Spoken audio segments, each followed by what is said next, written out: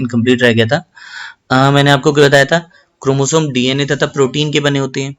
ठीक है, इसमें क्या होता है, कोशिका जब सेल बनती है या उसको इकट्ठा जो भी संगठन की सभी आवश्यक सूचनाएं डीएनए ही में ही होती है, डीएनए के अणु में होती है। ठीक है, डीएनए क्रियात्मक खंड को जीन कहते हैं, जो इसके बनते हैं जीन कहते हैं, क्योंकि वो आने वाली जनरेशन को ही डिपेंड करता है, मतलब जीन जो हमारे शरीर में पाए जाते हैं उसके अकॉर्डिंग। जो कोशिका विभाजन की प्रक्रिया भाग नहीं लेती हैं, तो उसमें यह डीएनए क्रोमेटिन पदार्थ के रूप में विद्यमान रहता है। क्रोमेटिन क्या होता है वो देखिए, क्रोमेटिन पदार्थ धागे की तरह की सूचना रचनाओं के एक जाल का पिंड होता है। ठीक है, धागे की तरह होती है वो भी। ठीक है, जब कभी भी कोशिका विभाजन होने वाली होती है तब ये क्रोमोसोम में संगठित हो जाती है, मतलब उससे जाकर मिल जाती है।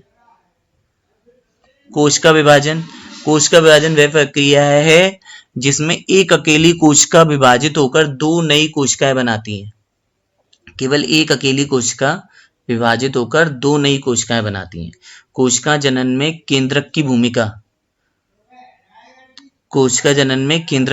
क्या होती है? कोशिका विभाजन के दौरान केंद्रक को भी दो भागों में विभक्त हो जाता है। नई कोशिका में जनक कोशिका के सभी गुण मौजूद रहते हैं।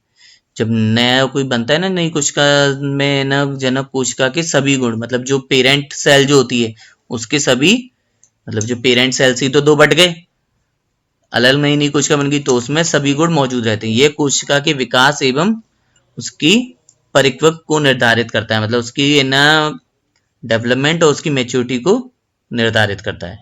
साथ ही साथ सजीव कोशिका की रासायनिक क्रियाओं को भी निर्देशित करता है। जो सजीव मतलब लाइफ सेल्स होती हैं उनकी रासायनिक क्रिया को भी निर्देशित करता है। बैक्टीरिया जैसे कुछ जीवों में केंद्रक झिल्ली नहीं होती है। ठीक है, अतः कोशिका का केंद्रकीय क्षेत्र बहुत कम स्पष्ट होता है। बैक्टीरिया जैसे कोई भी है ना, उसमें केंद्रक झिल्ली नहीं होती है, बैक्टीरिया जैसे कुछ जीवों में। तो ऐसे स्पष्ट केंद्रक केवल क्रोमेटिन पदार्थ होता है। ऐसे क्षेत्र का केंद्रकाय कहते हैं। क्या कहते हैं? केंद्रकाय कहते हैं।